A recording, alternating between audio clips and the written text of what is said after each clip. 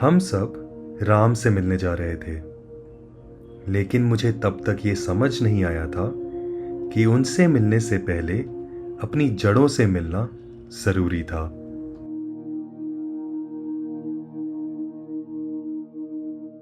प्रभु श्री राम सिर्फ मंदिर में नहीं मिलते, कभी परंपरा में मिल जाते हैं और कभी अपनी मिट्टी में।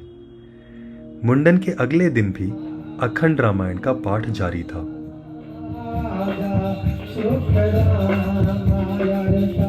शाम को पूरे गांव का भोज था।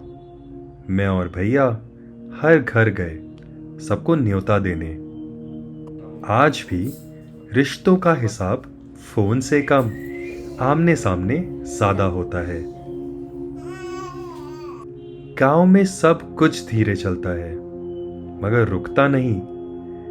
किराने की दुकान भी है और एक स्टार्टअप भी।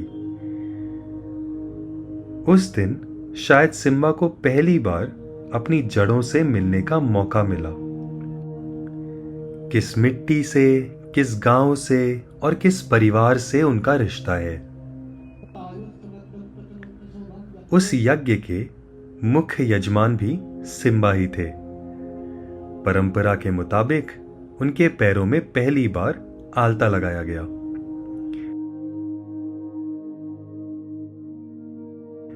यज्ञ शुरू होने से पहले मुलाकात हुई एक हम उम्र बछड़े से, और दोस्ती भी।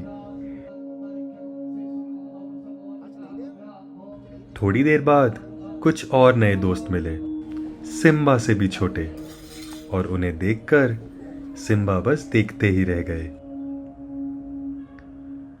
फिर अखंड रामायण की पूर्णाहुति के लिए यज्ञ शुरू हुआ। ओम बुधाय स्वाहा, इदं बुधाय नमः। ओम गुरुवे स्वाहा, इदं राहवे नमः। ओम केतवे स्वाहा, इदं केतवे नमः। इस पूरे दौरान सिम्बा कभी किसी की गोदी में थे, कभी किसी और की, और हर गोदी एक नया रिश्ता लेकर के आई। संध्या होते होते यज्ञ भी पूरा हुआ और भोज भी। लेकिन इस सफर का एक आशीर्वाद अभी बाकी था। समय हो रहा था रामलला से मिलने का। गांव की सारी रस्में पूरी हो चुकी थी, अब बारी थी आशीर्वाद की।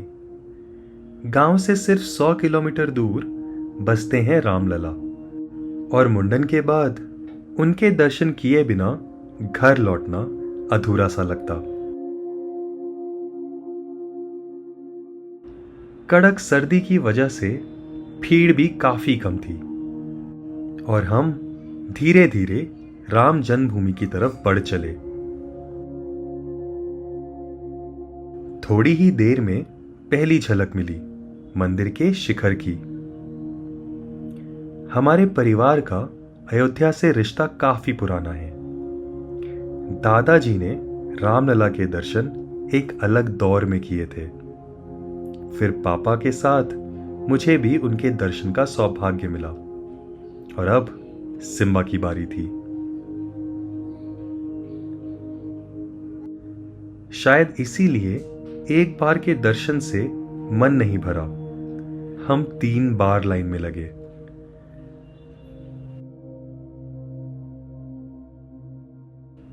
बाहर निकलकर कुछ देर मंदिर प्रांगण में टहलते रहे। हर तरफ श्री राम के जीवन की झलकियां पत्थरों पे उखेरी हुई थी।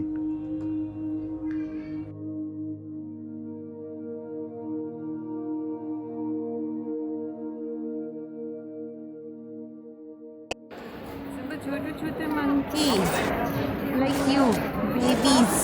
I could just...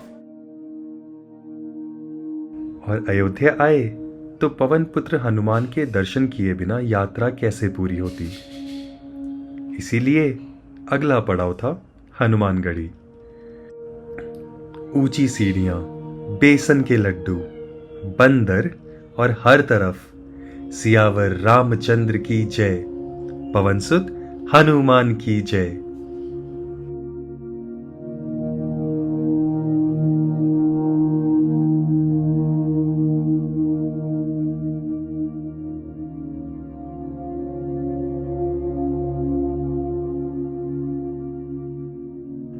और इस तरह एक और सफर खत्म हुआ।